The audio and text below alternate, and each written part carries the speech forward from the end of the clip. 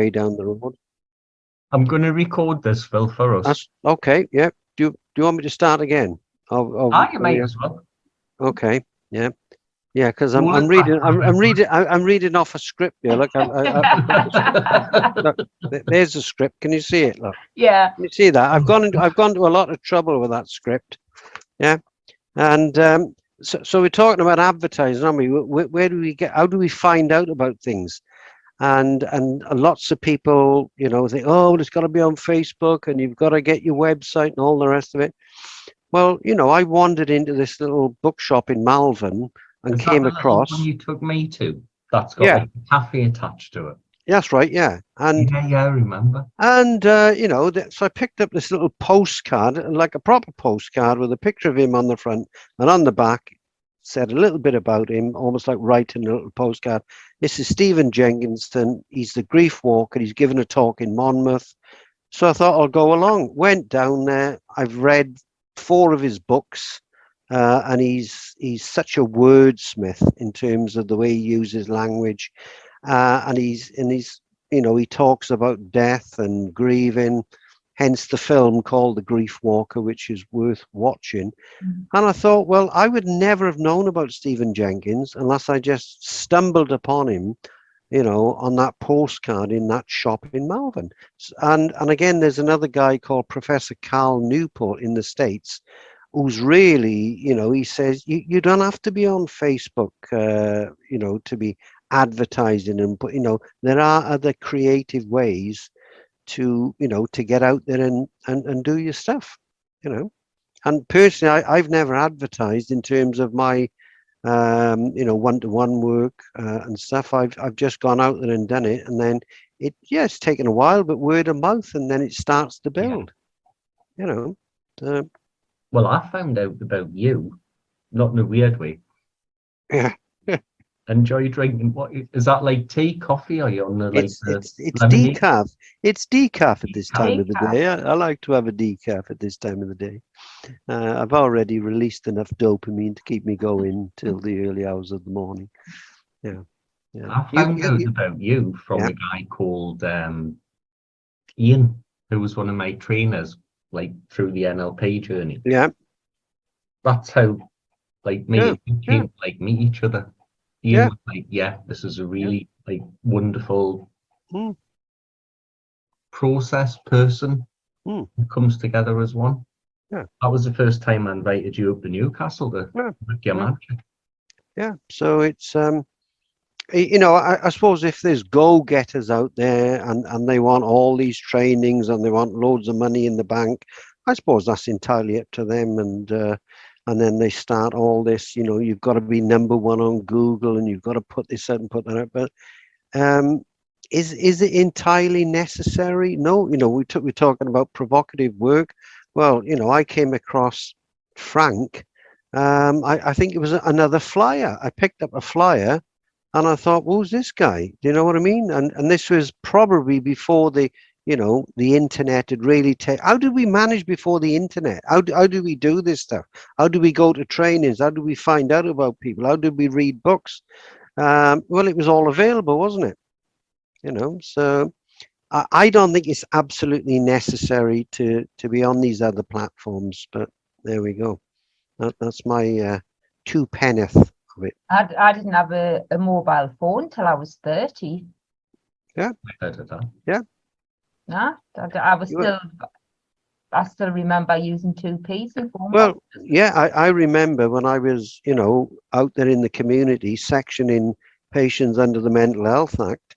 And when we first started, we didn't have mobiles. You would use the house phone if the patient had a house phone. If they didn't, you'd knock on next door.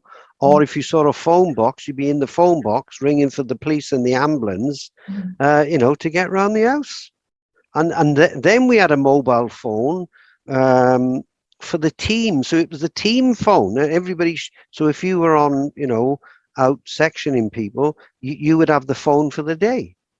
But then you would drop the phone back off. Hey, sorry? The mobile phone for the day. Yeah, mobile phone for the day. Then you drop it back at the office, put it on charge for tomorrow's person. And woe betide you if you forgot to charge that phone up. you'd be severely beaten. Yeah. So it's fascinating, isn't it? So what's this forum called? We were talking the other day, Nigel, about emergence of ideas and creative flow.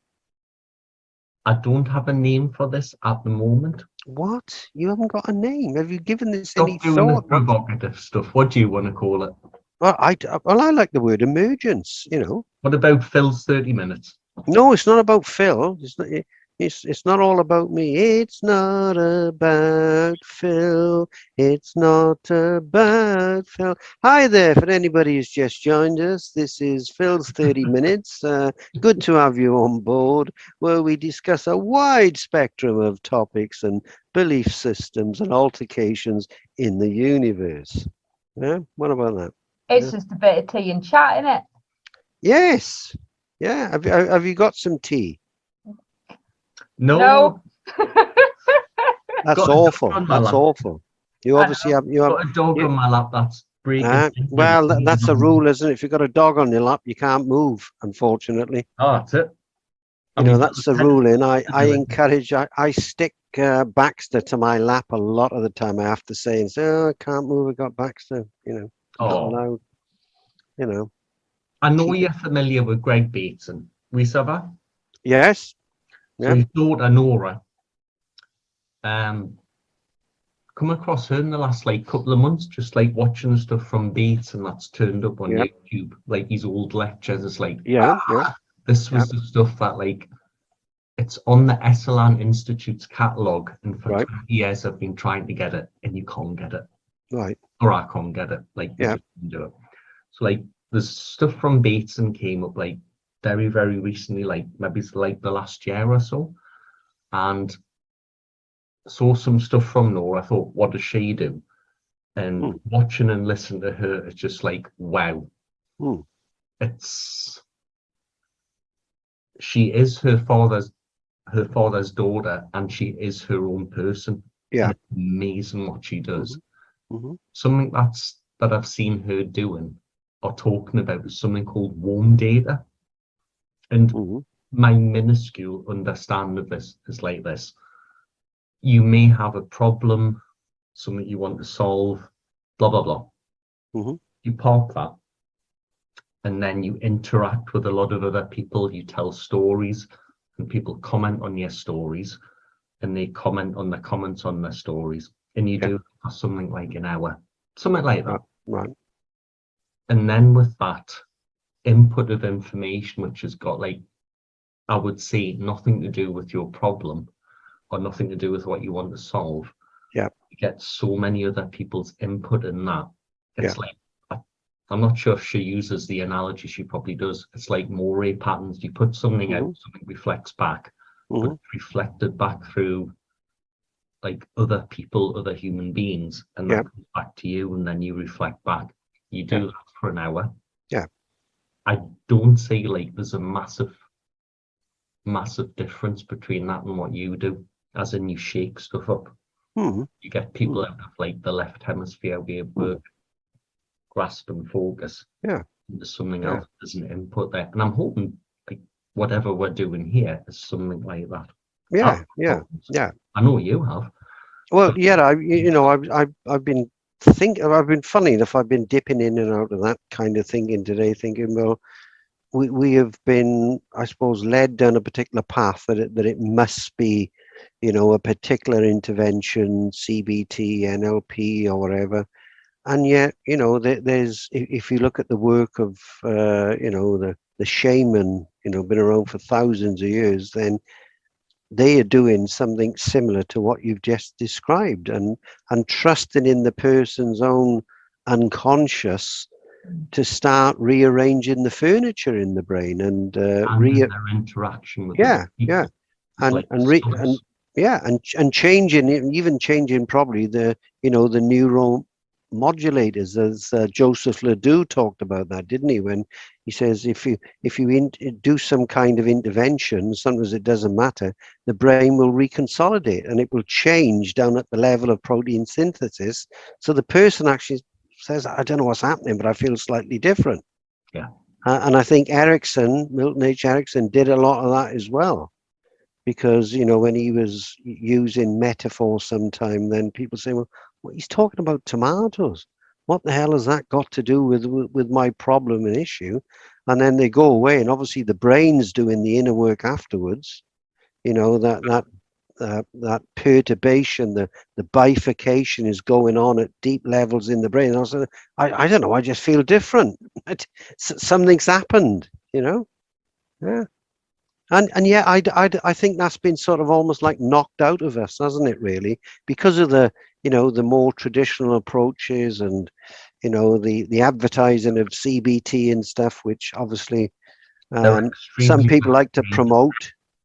Yes.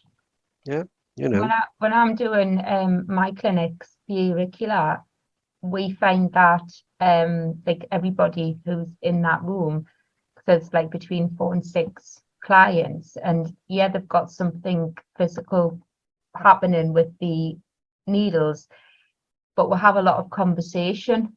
Yeah. And it's like stories. It's about not just about the journeys they've gone through with their cancer.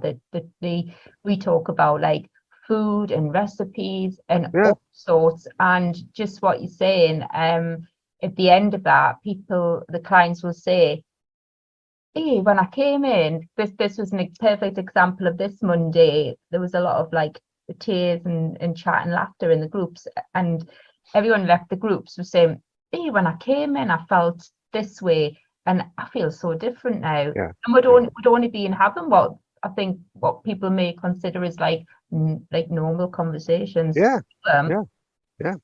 Yeah. There's something going on, isn't there? That are we trusting our deep intelligence, because it's taking bits of those conversations and then through the enchanted loom, which is the brain, and starting to weave a new pattern and change the narrative slightly. And sometimes we don't even know that our narrative has changed. Or we pick up a little ditty off somebody else, a little vignette, and think, oh, that's interesting. I'll do that then. Sorry, Nigel. When you say change the narrative, for like 2 years, like during lockdown, I have read, listened to like literally everything I can from Ian McGilchrist. His seminal book, Master and Emissary, Difference Between Left and Right Brain. Yeah. The narrative to me, limited, understand what he's writing about, talking about, occurs in like your left hemisphere, the one that like an emu focuses and grabs. Yeah. Right hemisphere, in his words, is something like breadth and flexibility. It's a holistic. Yeah. So in terms of a narrative and changing it, how do you pick into, create the circumstances that let a very, I guess, left brain dominant, this is the way it is, fact. Yeah. There's no. Well, I totally get that. How do you open up that other? Yeah, well, I totally get that, and I've read a lot of Ian McGilchrist's work as well, and I think it's absolutely amazing. My way of doing it is to really create, that environment, and suggest that, right, something is going to happen, and sometimes I don't know, so it's almost like, I don't particularly use words like channeling, but I say I have to open up myself to new possibilities. Otherwise, I'm operating out of my usual patterns, and which can serve a purpose sometimes. If I don't want to wake up in the morning and start the day thinking, shall I have coffee first? Shall I clean my teeth? Shall I take a shower first? Shall I make a call first? That I'll be sitting on the bed 2 hours later. Can't make it. So sometimes the linear patterns are useful. They work in lots of different areas of our lives. But then if we want to create something new, and if we anything. Sorry? Change anything. Yeah, Yeah, we need to, I think, set the scene, and say, right, this is, and as you know, I use this idea of using the bubble of possibility. And when we're in the bubble, anything goes. And I rely on, finding sense in the nonsense, really. And that's going to disrupt the other person who's sitting next to me, or the people, if I'm doing this in a group. It's going to start disrupting things. And Well, sometimes they have to make sense of what I'm saying, even when I'm talking nonsense. So something is going to happen on a neurological level as well. And if I'm using imagery and stories and pictures and movies in mind, then I'm infecting. What I want to do is infect the person's problem or issue. I want to infect it, because then the body will do the rest. Their mind body systems will then take over, and something will happen. It's back to, I don't know what's happened here, but I feel different. I actually feel a bit odd. Something's going on. Paradox of a paradox. Yeah. Paradox occur in Yeah. like one hemisphere. Yeah. In another hemisphere and go like, yes, that is. Like Hetherington from, what's he called? Bernie Russell's book, History of Western Philosophy. It's like a good chapter on him. Yeah. Yeah. There's the ability to see, not just in one way, and to incorporate a lot. Yeah. And sometimes we have to say something without knowing the meaning ourselves, because if we think I'm saying this because I know the meaning about it, it ain't going to work so well, because then people will tune into me and think, well, he's not being authentic himself.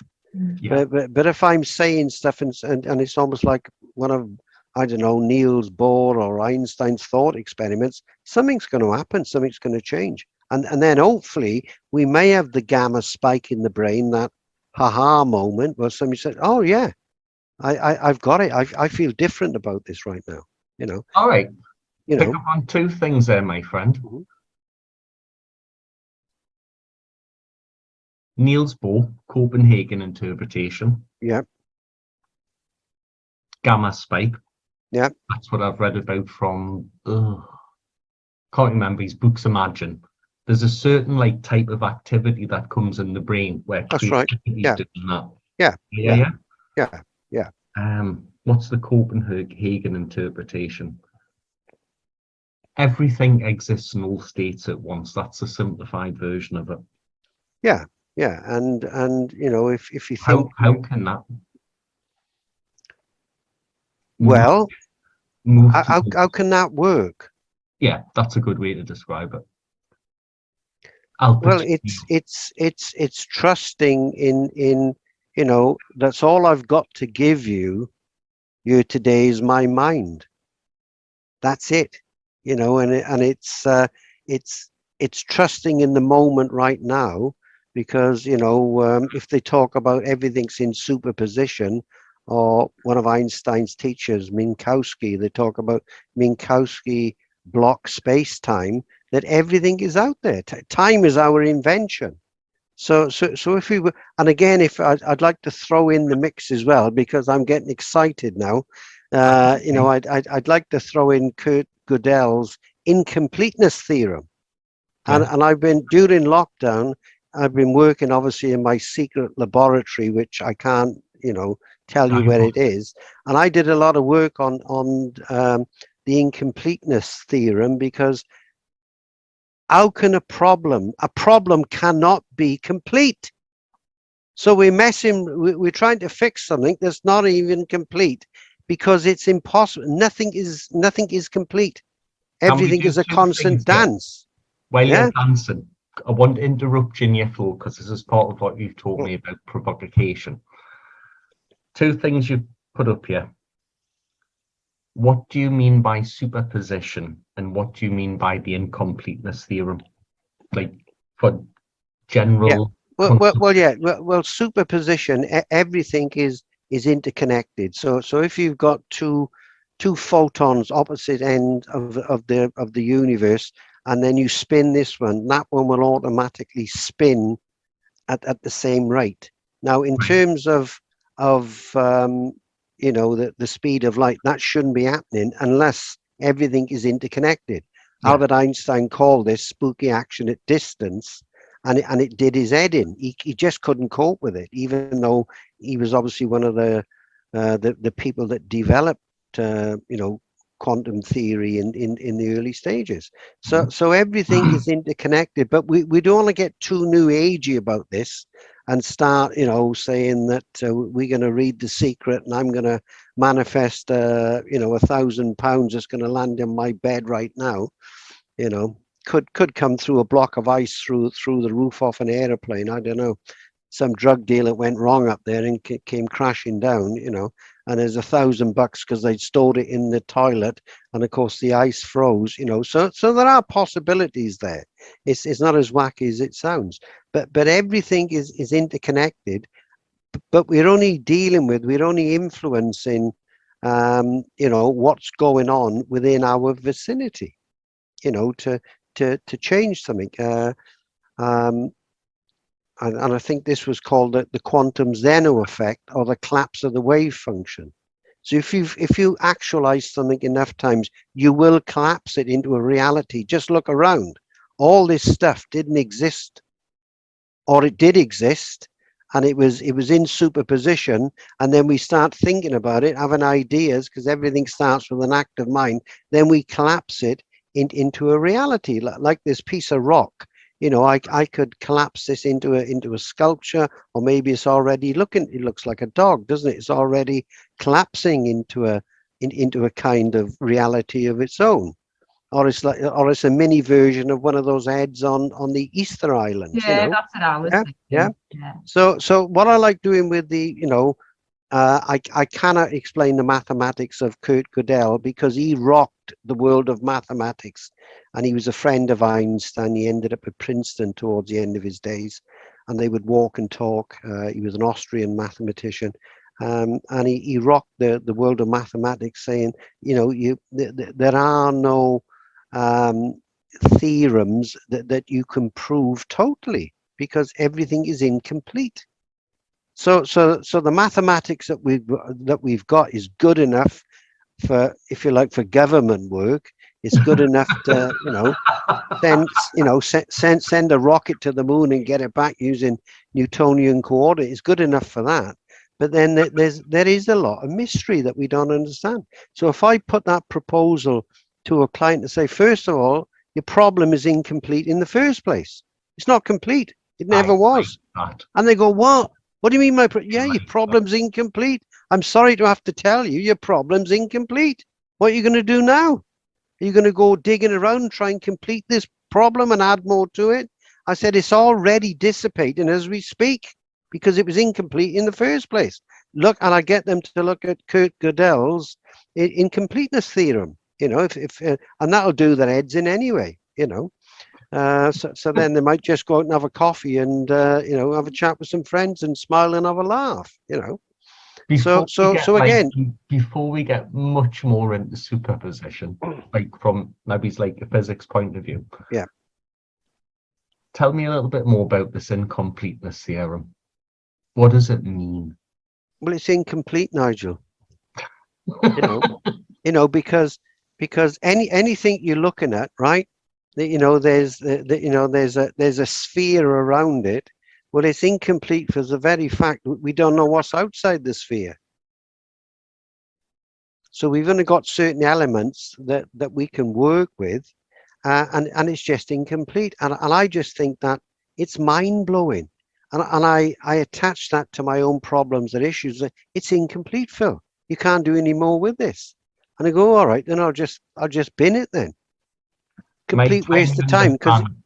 My tiny understanding of the incompleteness theorem is any theorem within itself will find a truth inside it that can't be justified. Yes, exactly. Something like that. Yeah.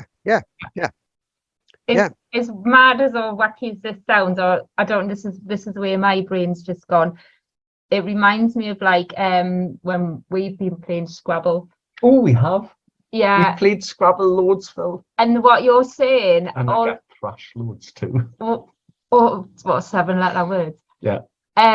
Also, I can just see in my mind's eye is that when you're talking about incompleteness and things all being interconnected, is just sort of like randomly taking those letters out initially, and then it just grows and changes on the Scrabble board. And even like words that look like words, they're incomplete really, Yeah, because then yeah. you can add 1 or 2 letters and you've changed the whole concept of that word. That was just what was forming in my mind. Yeah, yeah, it's got so many spin-offs. You know, Yeah.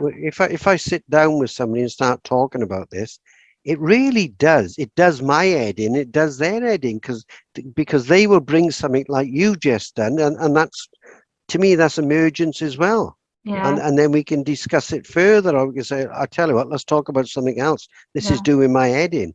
You know, this is quite amazing. You know, so That a new pattern in terms of what you do. yeah, Keep most the definitely, stuff, because let them- and because then I'm it's thinking, doing my head in. Let's talk yeah, about something else. yeah, that's right. Let's swap Yeah, hemispheres. yeah, it's doing both hemispheres. Then I can, yeah, you see, this is emergence, so I can add that to the part. It's doing both hemispheres in. It's not just doing a part of my head in, it's doing both hemispheres in. And probably the top of the spinal cord as well. It's doing that in as well. And I can actually feel it moving down my back. So yeah, you know. And I just think it's just an exciting, creative way. How come we're not using more creativity to solve people's problems? I'll tell you why. Maybe this is my take on it.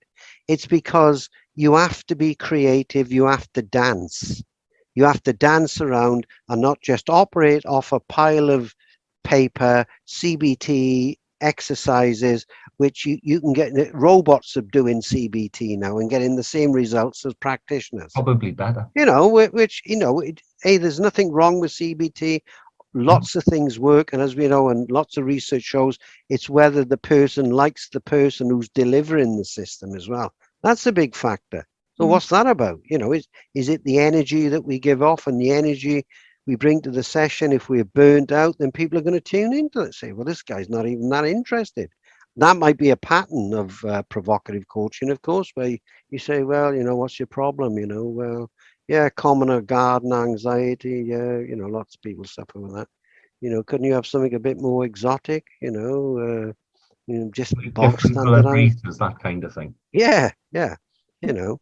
So, but to create this emergence, and they are part of it as well, because then they can start dancing and playing around.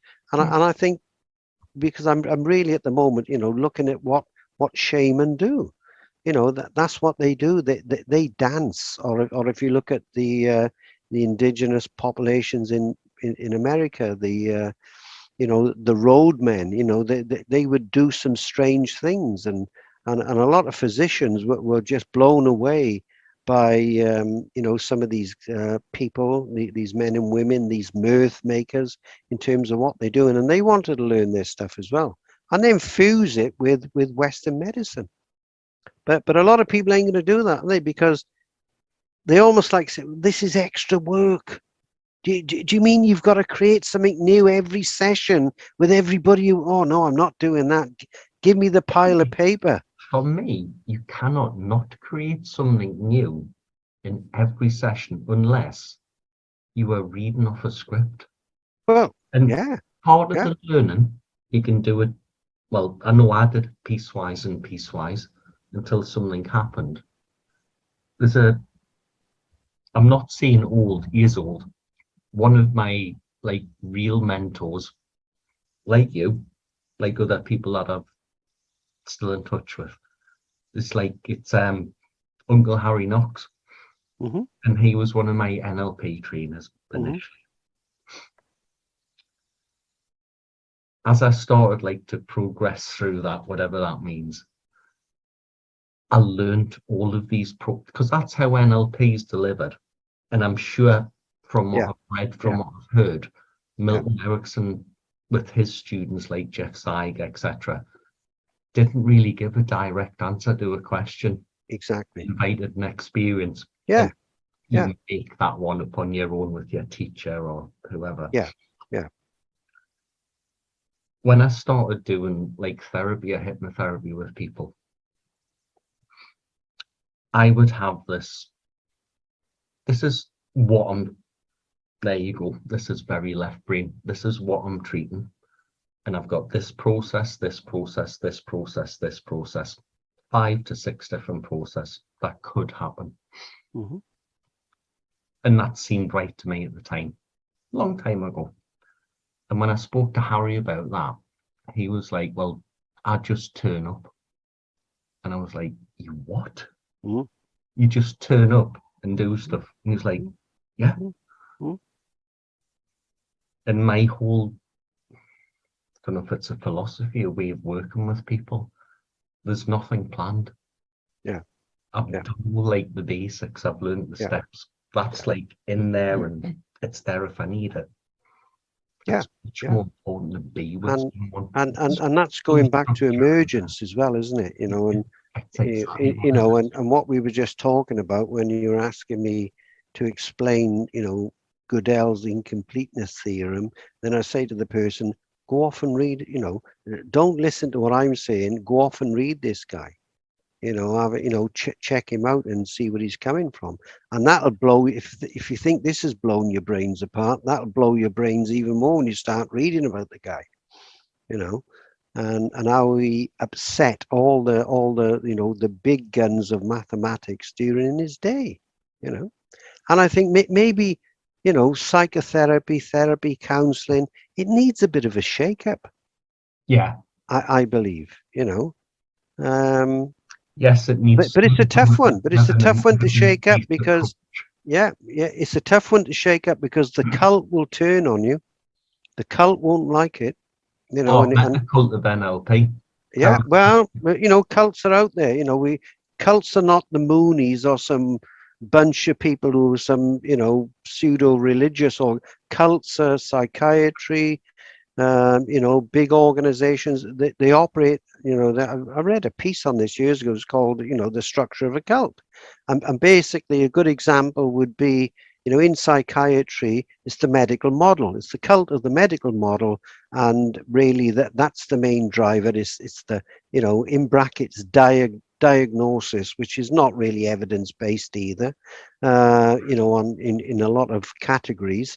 And then it's the medication. Now, if you, and they will allow little bits to come in, like a little bit of CBT, they'll allow that, you know, depending on diversity, a little bit of Indian head massage, they might allow that. But basically, it's the medical model and that's it, you know, and that's what it preaches.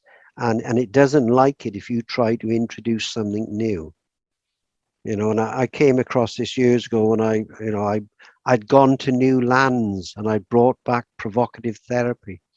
And when I brought it back into the team, one of the psychologists was absolutely appalled. She said, you can't use this with our patients. So she's suddenly owning the patients. I said, what do you mean our patients? Do you own them or what?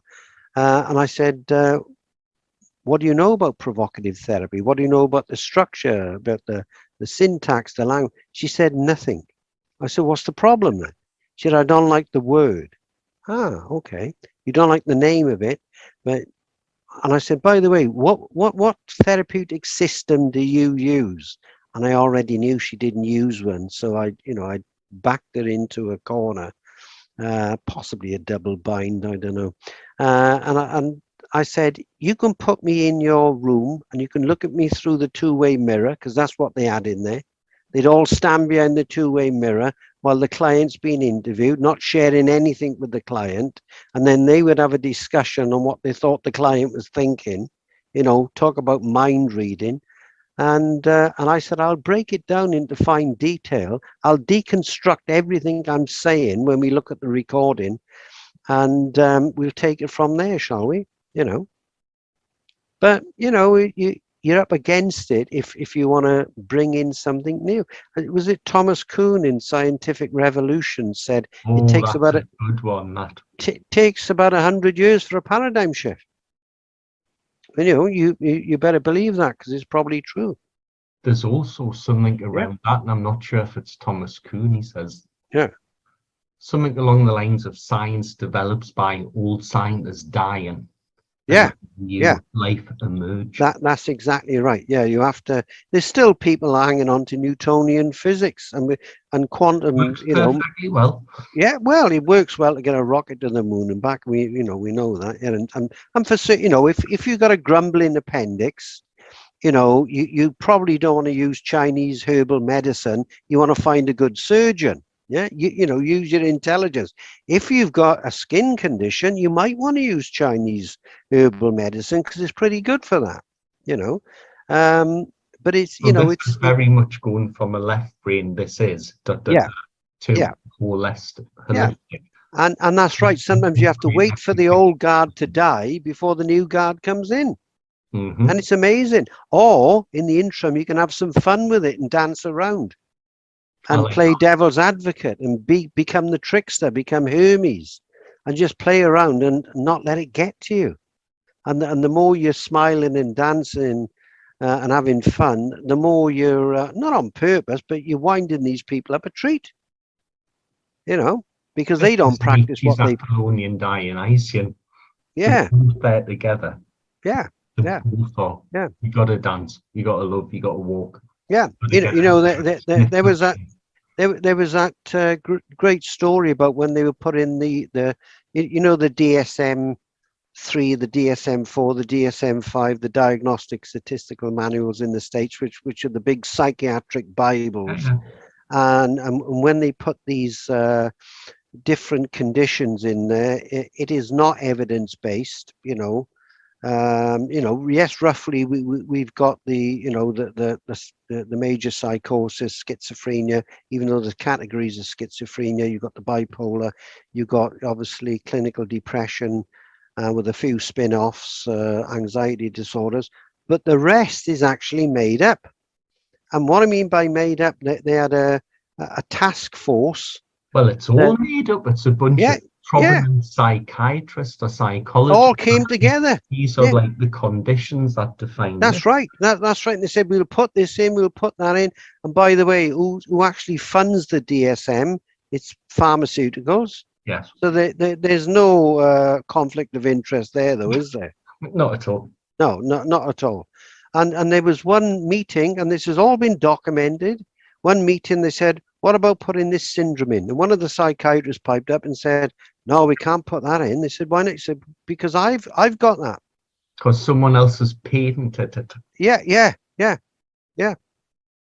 So it couldn't go in because, Sorry. I was going to say that we're doing that, documenting all these like symptoms and saying that means that, and if you've got A, B, and C, well, you're diagnosed with that. Yeah. You could naturally have those traits in you anyway. That could be naturally part of you. Exactly. So if you're angry 4 times a month, you've got intermittent anger disorder, and we've got a drug for that. You know what I mean? And that's what happens. I'm only angry 3 times a month, so I don't fit the category. I'm just under the surface on that one. Do you remember when you invited me incredibly kindly? Thank you, Al Pacino, to come over to Nijmegen. Yeah. And you got us to drive your car for you. Yeah. We met an incredible, open group of people that were on Yap's course. Yeah. We were doing a module on it. Yeah. Their interactions with each other was anything but fixed. It was provoked, it was prodded, it was done with humor. Yeah. That's I don't know how to say this. It was like a flower opening. Yeah. In its bloom. And that flower was going to go on. Yeah. I think. To touch. Well, it is, isn't it? Because just over the North Sea there in the Netherlands, and especially Nijmegen, where we did people I think just a little bit. It's totally different, totally different, and it's main provocative coaching over there is mainstream. Yeah, it is mainstream, and I got interviewed the other week with a guy from Amsterdam University. And he's actually now doing a PhD in it. Wow. That's lush. Yeah. So what's happening in the UK, I don't know. Even Frank didn't really, break the UK. he didn't. You know, I don't know what it is about the Brits, but there's, you know, they just a lot of them, not everybody. I'm not, you know, going to generalize, but a lot of people just don't get it. Or it's like, well, we can't act like that because, you know, people's mental health is a serious business. Yeah, we know that, but we don't have to be serious about it. You know, and we know what laughter does to the system. There's, you know, we can fill, you know, Did the you Isle of just drop your Anglesey. own name there and something? What was that? Did you just fill? Oh, sleight of mouth pattern. You picked up on that, didn't Picked you? up on that. You know, nothing gets past you, does it? Yeah, Mostly everything. yeah, Just the odd thing that flagged. Well, it was an unconscious thing. I didn't even recognize it myself. But thank you for observing that and pointing that out to me. You're welcome, Phil. Yeah, We can- yeah. I didn't know that I'd said that. That was one of my one of my sub personas. That's Howard Clewood, the Druid. You got to watch out for him. He's very I've heard of slippery. this guy before. Howard Clewood, the Druid. Don't trust him. You know. Oh, His book was just recently released called "Getting to the Top by Standing on People's Heads." He's you know, codependency. We can beat it together. yeah, he's known as the psychopath. The psychopaths love him. Ooh. Yeah, Howard, and Howard's he's very nice. He goes, Oh, you've just went into character there. yeah, you know, I'm I'm here to, you know, I'll do my best to help you, of course, you know. Seem to have a bit of a problem going on here, don't we? I'm sure we can solve it. I'm sure we can solve it and come to some financial arrangement. Oh, naturally. You don't know as much, Phil. Don't worry about it. Yeah, so Howard's one of the characters out of the Humour Works. Is that going to be one of the characters in your upcoming adventure? Yes, yeah. He's in there. He's you know, the Humour Works is a cast of characters, and you go into the Humour Works and you get treated by this amazing cast of characters. You know, like obviously Grot, he's the head clown that runs the place. He came up with the idea. You've got Richard Burden, who's a failed actor, but he runs the arts department, and he does a lot of you know, work on public speaking and stuff like that. You've got Dr. Turney Televisionoff, who's a fantastic researcher and neuroscientist. You've got Lou Preville. She's a witch, and she comes up with all sorts of fantastic potions. Berlin Sally is in charge of the art department. Bratisha is in charge of ethics. So yeah, so these characters are all available and come into a store. Sorry, the dog's guff. Is he? Yeah, it's great, isn't it? It's great. Yeah. Yeah, all the goodness coming out of that gas. Oh. Yeah. Come on, yeah, Mum. All the goodness. So sometimes I will actually use, going back to these cast of characters, because they're all written up. Yeah, most of them are written. Coming out? Yeah. When's the book coming out? I'm not sure. You know, that's a good answer. I'm doing some work on it, and it's and I was actually rebooting it the other week because I've left it alone for 6 months, but then another character will pop up. And then when I'm working with people, the character will now emerge in the bubble as well. I say, look, I'm gonna, you know, Howard's gonna do this session. Howard Clewood, the Druid, or we'll just have Richard Burden doing the session, or even Lou Preville. You know, so I describe the characters. I know what they look like. You know, so they're real. You know, they are real entities. They're in superposition as well. You know, so. Well, as you've mentioned, superposition. Yeah, which is superpossession. I don't know if you just read my whole everything. What do you mean by superposition? Because we've got the uncertainty idea out there. Yeah. What do you mean by superposition? Well, superposition, everything is connected, so it's available. So what do you want? Or what do you want to use? You know, what do you want to call down? What do you want to you know, actualize and collapse the wave function? Right. Is that possible? Well, of course, look around us. All this stuff, wasn't fully formed, was it not? Because it was in some different kind of form, and then we actualized it, and then we collapsed the wave function, and then made it, and that's where everything we know of has come through those, through the reformulation of the form, whatever the form is. Well, whatever you want to call it, we're still searching, we're still using a reductionist model, trying to chunk down for smaller and smaller particles. But I think there's a dance going on there, and there's, it's gonna loop back round and come and bite us on the backside and wink at us. That's where the trickster. But yes, the trickster's out here. Yeah. Bite on the backside. Yeah. Yeah, when we're constantly searching for, why is this particle doing this when that one over there is winking at us, and this one now has changed its form and its shape, and then it's spun off into something else. Okay. As long as we can utilize this stuff, what's the big deal? It's back to the police are getting involved now. I read something the other day, to look for the 96% of the universe that we can't find. So the police have been called in to look at this and try and investigate who stole the 96% of the universe. Well, because we're only aware of 6%, and then we got scientists killing each other over dark energy and dark matter. What is it? Something to do with Bourneville. Possibly. It's a bit like Wittgenstein's poker, isn't it? I don't know what that is. Wittgenstein, the great Ludwig Wittgenstein, when he was down at Cambridge, for a start, like if you went to Wittgenstein's room now tonight for a lecture, you'd have to take your own deck chair because he didn't have any chairs in there.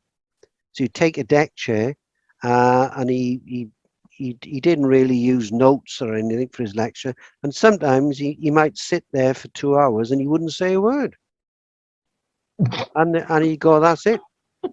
There's nothing to be said tonight." And they go, "Wow, fucking hell, this is amazing. We sat there for 2 hours and the great Wittgenstein didn't say anything. What we do not understand, we should pass over in silence, or go and flush the toilet, or do something, context. I'm still coming back to superposition. But then there was another one where there's a book called Wittgenstein's Poker, where he would rarely go to other lectures, but every Thursday, I think it was a Thursday, all the great philosophers would meet. And obviously, Wittgenstein's mentor to start off was Bertrand Russell. And Russell said, the first year I met him, I was the teacher. He said, the second year I became the student. And there's people like Karl Popper there. He didn't get on very well with Karl Popper. And he went up there and they started arguing over some piece of philosophy one night. So Wittgenstein, instead of saying, "Oh, we've got ourselves involved in another language trap and we've gone down a rabbit hole," he picked up a poker out the fireplace and threatened to brain Karl Popper, which I thought was brilliant. All these men and women of great words and great letters, I'm going to smash your brains in because you don't agree with my proposition on this piece of philosophy. Oh, this is like Schopenhauer and Hegel. Yeah, they were all at it. Yeah, Millie Rapper and threatening to kill each other. Yeah. The teacher becomes the student. Yeah. What a beautiful piece of humility. Yeah. So emergence is, what's happened tonight? I don't know. We've just danced around and jumped around all over the place. What have we learned? I don't know. I don't know yet. No, you don't know yet. No. I'm certainly enjoying listening to it. Yeah.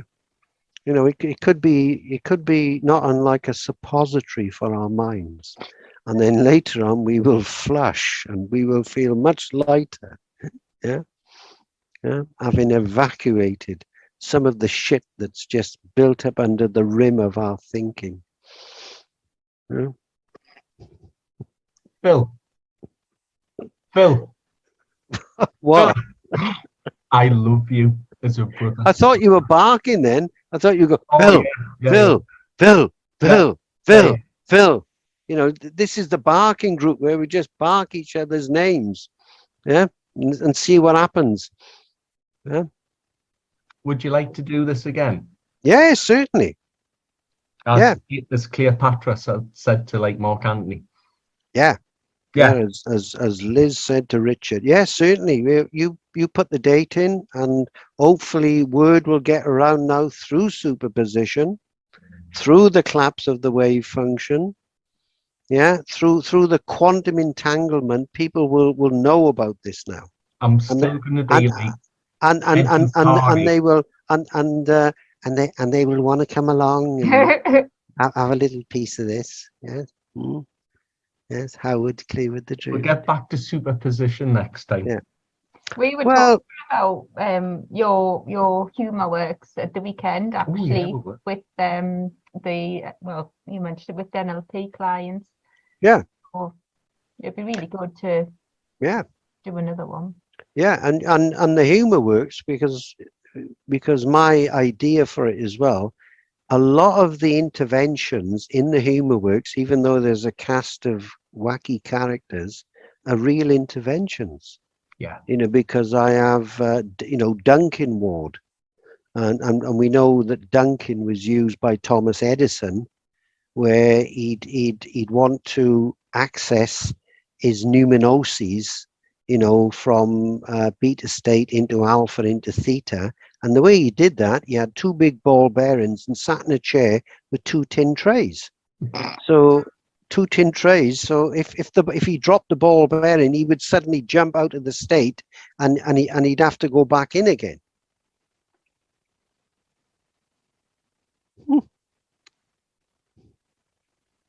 It's the collapse. We've collapsed.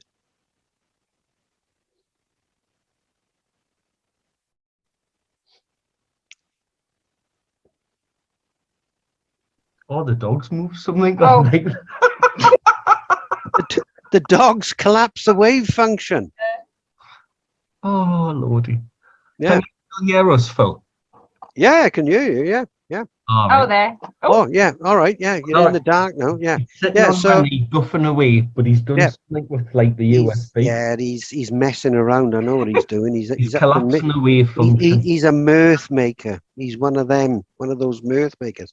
So Edison actually did this to get himself into that numinoses where he thought creativity lived. So he couldn't fall asleep because that would be no good, but he'd want to be in this altered state of consciousness. So he called it Duncan.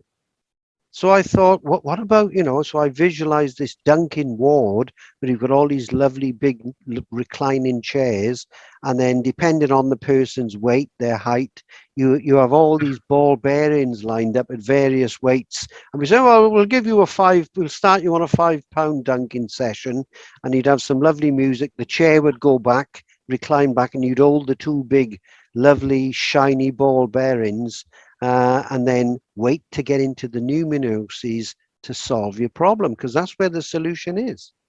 What do you mean by numinous? It's like a Jungian term. Numinoses is a term that I picked up off Ernest Rossi, where you're not awake and you're not asleep, and it's somewhere in between alpha and theta state. It's when we are daydreaming, when we are dozing. But fair play to Edison, he thought he'll do this quite mechanically to get himself into the numinoses by using Duncan. Okay. Hence, then Duncan Ward was built on the side of Humorworks, where it's an inpatient facility as well, just above Newt World, which was a tourist attraction in its day, where people would go down under the bowels of Humorworks and walk through Newt World and see the newts going about their business in their laboratories and stuff like that, you know. So, Yeah. It's like we're on opposite sides of the world at the minute. You're like, I don't know, broad daylight, and we've gone into the dark. yes, that's because I'm in the light. Yeah. I'm saving on like the electricity, so like the lights. Yeah.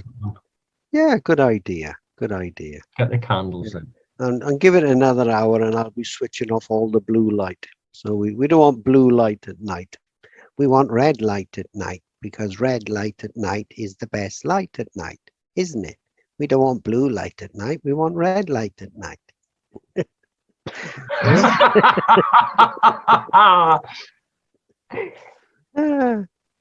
Is this an okay place to like bring this to an evening ending with more to come? Yes, yeah, definitely. Yeah. So give me a date. I'm available, 24/7. in 24/7. Yeah, if we want to do a 4 a.m. session, we can do that as the sun's Are coming you up. ever an early riser? I know that. I fluctuate. I fluctuate. I like to fluctuate. It's good. So yeah, and when I finish this session now, I've got a tub in the garden full of ice. So I'm going to Oh, you're plunge going to in. do another I'm ice bath? plunging in there for 20 minutes. I tend to go in every other day these days. So Yeah. so I like that. Just sit there looking at the hill, and Well, there's a lot of mist on the hill tonight. Bill, the next time you're over here, come Yeah. swimming in the river with us. Yeah, definitely. Definitely. Right. Good. I'm going to say, and I presume you might like to say something too. Thank you so much, Phil. It's Yeah. Well, thank you too. It's been always great, brilliant. because this is just dancing around and playing, isn't it? Really? And love to you, Suzanne Baxter. Yeah. Your little cat, Absolutely. whose name I Good. can't remember. And then sort some dates out. Anytime, let us know. Come down and have a little vacation. Same for you and Suzanne. Yep. Yeah. We definitely Good. love to do that. Yeah. Yeah. We need Definitely. we need to choose a weekend where it's not a bank holiday and all the Yeah. cars Yeah. going Yeah. down the road, and Yeah. that's good. Yeah. I'm sure we can sort something out.